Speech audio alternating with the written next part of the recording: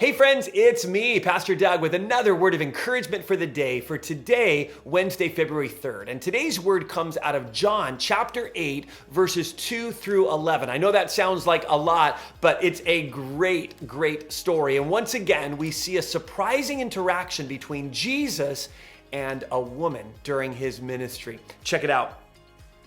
At dawn, Jesus appeared again in the temple courts, where all the people had gathered around him, and he sat down to teach them.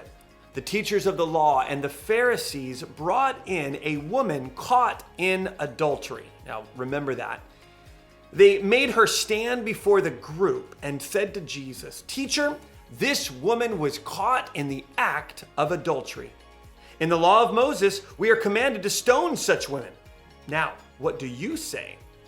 Here we get to their motivation for why they're cornering Jesus this way. They were using this question as a trap in order to have a basis for accusing him. So here's the thing about these teachers of the law and these Pharisees. They weren't concerned about the woman. They weren't concerned about any of that. Really, their main objective was to undermine the ministry of Jesus, and they were taking advantage and using this powerless woman who had been caught in a sinful act. They were using her in order to attempt to undermine and accuse Jesus. But here's the thing.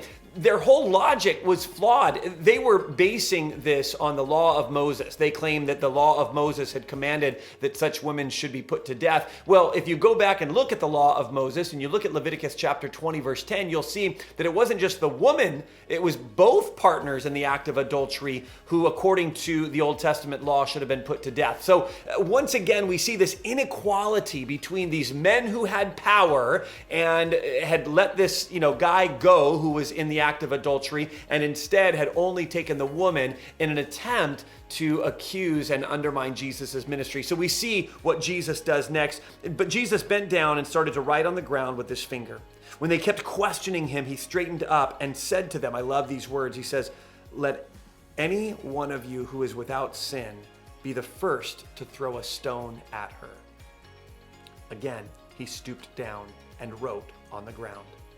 At this, those who heard began to go away one at a time, the older ones first, until only Jesus was left with the woman still standing there. Jesus straightened up, he looked at her, and he asked her, "Woman, where are they? Has no one condemned you?" "No one, sir," she said. "Then neither do I condemn you," Jesus declared. "Go now and leave your life of sin." Here's what I love about that exchange. Jesus called her behavior sin, but he didn't call her a sinner or any other horrible names that you might think of to call a woman in this predicament. He doesn't pick on her. He doesn't put her down. He calls her sin, but he elevates her. He respects and honors her. He values her as one created in the image of God. And he restores her.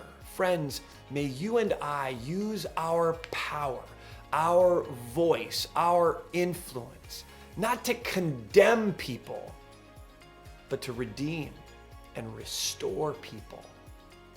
Have a great day. I hope you'll join us this evening for our midweek connect. You can find that information on our website. And if we don't see you then, we'll see you tomorrow. Have a great day.